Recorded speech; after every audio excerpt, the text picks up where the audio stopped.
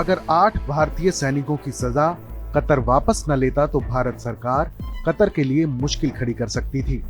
बीते रोज भारत की अंतर्राष्ट्रीय कूटनीति के लिहाज से एक बड़ी खबर सामने आई। कतर में जिन 8 भारतीय नौसैनिकों को फांसी की सजा दी गई थी, उस पर वहां की अदालत ने रोक लगा दी और उनकी सजा आजीवन कारावास में तब्दील हो गई।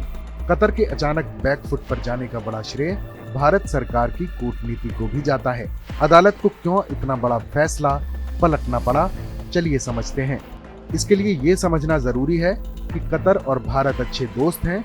कई विवादों के बावजूद भी 50 सालों से दोनों देशों के रिश्ते मजबूत और आपसी सहयोग वाले बने हुए हैं। कतर की तरफ से 8 पूर्व भारतीय नौसैनिकों को फांसी की सजा जरूर दी गई थी, लेकिन असल में इस सजा को अमल में लाना उतना ही मुश्किल था। भारत के पास तो कई कानूनी विकल्प खुले हुए थे। अगर कतर अपने स्टैंड से नहीं झुकता तो उस हालत में भारत अंतर्राष्ट्रीय कोर्ट में भी जा सकता था, यानी कि न्याय मिलने की पूरी उम्मीद थी। इस पूरे विवाद का एक दूसरा पहलू ये भी है कि कतर और भारत व्यापारिक तौर पर एक दूसरे पर निर्भर हैं। अगर भारत को कतर की तरफ से गैस सप्लाई होती है तो वहीं दूसरी तरफ भारत भी भारी मात्रा में कतर को अपना अनाज भेजता है। अब आपको ये बताते हैं कि कतर को भारत की कितनी जरूरत है। ये समझना भी जरूरी है कि असल में कतर को भारत की जरूरत ज्यादा है।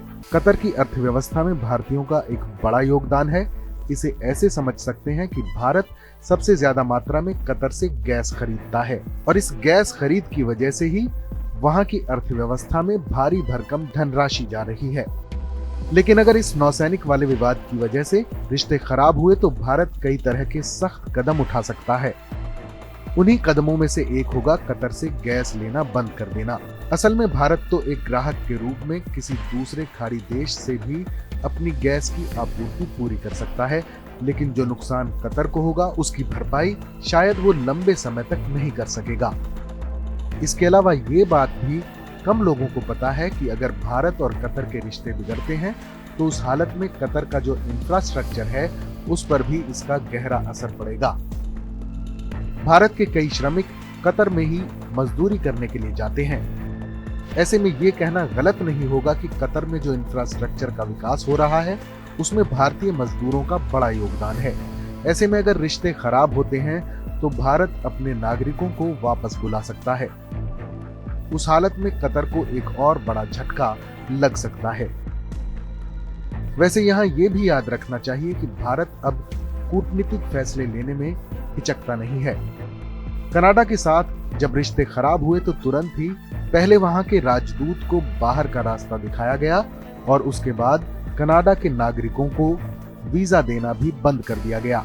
यानी कि समय की नजाकत को देखते हुए भारत सख्त कदम उठा सकता है और हो सकता है कि शायद इन्हीं परिस्थितियों का आकलन करते हुए कतर ने सजा वापस लेने में ही भलाई समझी हो। फिलहाल कतर में भारत की इस कूटनीतिक जीत को आप किस नजरिए से देखते हैं? अपनी राय हमें कमेंट बॉक्स में जरूर बताएं। बाकी देश और दुनिया की तमाम बड़ी खबरों को देखते रहें टीवी 9 भारतवर्ष डिजिटल।